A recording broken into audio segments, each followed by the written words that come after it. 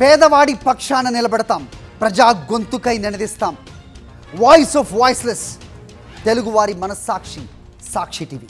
సాక్షి TV ప్రసారాల కోసం మీ స్థానిక cable ఆపరేటర్ను వెంటనే సంప్రదించండి. ఎంత తిన్నా బకాసురుడి ఆకలి తీరదు అన్నట్టుగా లిక్కర్లో ఎంత దోపిడీ చేసినా టీడీపీ సిండికేట్ జేబులు నిండటం లేదు.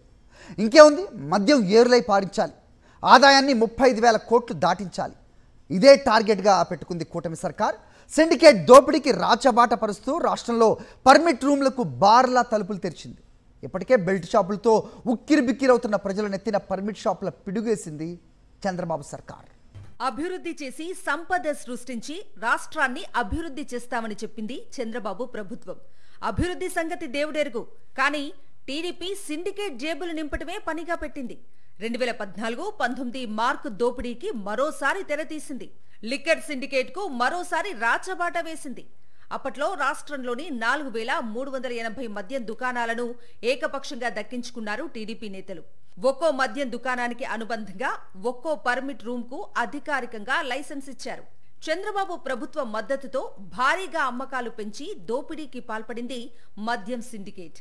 లిక్కర్ షాపులు, సిట్టింగ్ రూమ్లకు తోడు 43,000 బెల్ట్ షాపులను నడిపించారు. ఏకంగా 25,000 కోట్లకు పైగా కొల్లగొట్టింది టీడీపీ సిండికేట్. లిక్కర్ మాఫియాకు మరింత సౌలభ్యం కల్పిస్తూ 2015లో మద్యం దుకాణాలపై ప్రివిలేజ్ ఫీజును రద్దు చేసింది నాటి చంద్రబాబు ప్రభుత్వం. తద్వారా 4 ఏళ్లలోనే ప్రభుత్వ ఖజానాకు 5,000 కోట్లు గండికొట్టింది. వైఎస్ జగన్ ఆధ్వర్యంలోని వైఎస్ఆర్సీపీ అధికారంలోకి రాగానే సిండికేట్ దోపిడీకి చెక్ పెట్టింది. రాష్ట్రంలో ప్రైవేట్ మద్యం దుకాణాల విధానాన్ని రద్దు చేసింది.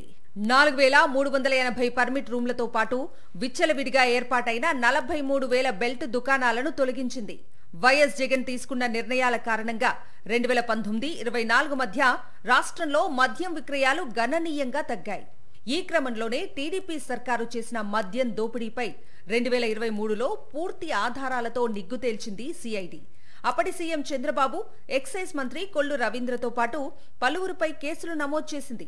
ఆ కేసులో చంద్రబాబు ఇప్పటికీ బెయిల్ పైనే ఉన్నారు. కూటమి ప్రభుత్వం మళ్లీ అధికారంలోకి రాగానే మద్యం దందాకు ఊపిరిపోసింది.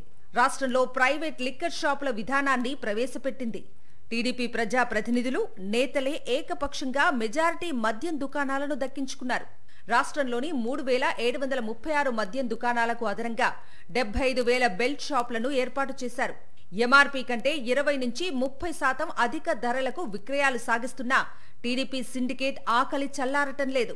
ఇంకేముంది, గతంలో టీడీపీ ప్రభుత్వంలో అమలు చేసిన పర్మిట్ రూమ్ల విధానానికి మళ్లీ తెరలేపింది. సిండికేట్ ప్రతిపాదనకు ముఖ్యమంత్రి చంద్రబాబు వెంటనే సమ్మతించారు. సెప్టెంబర్ 1 నుంచి కొత్త బార్లకు లైసెన్సులు అమల్లోకి రానున్నాయి. దాంతోపాటు మద్యం దుకాణాలకు అనుబంధంగా పర్మిట్ రూమ్లను అనుమతించాలని కూటమి సర్కారు నిర్ణయించింది. చంద్రబాబు మద్యం విధానం ద్వారా 2024-25లో ఎక్సైజ్ శాఖకు 24,000 కోట్ల రూపాయల ఆదాయం వచ్చింది. 2025-26లో దాన్ని ఏకంగా 35,000కు పెంచుకోవాలని నిర్ణయించారు. ఇప్పటికే విచ్చలవిడిగా ఏర్పాటైన బెల్ట్ షాపులతో కాలనీలు, పల్లెల్లో అసాంఘిక కార్యకలాపాలు పెచ్చురిల్లుతున్నాయి. ఇక పర్మిట్ రూమ్లతో పరిస్థితి మరింత దిగజారుతుందని పరిశీలకులు ఆందోళన వ్యక్తం చేస్తున్నారు. అయినా సరే దోపిడీయే లక్ష్యంగా వ్యవహరిస్తున్న చంద్రబాబు సర్కారు మాత్రం పర్మిట్ రూమ్లకు పచ్చ జెండా ఊపింది.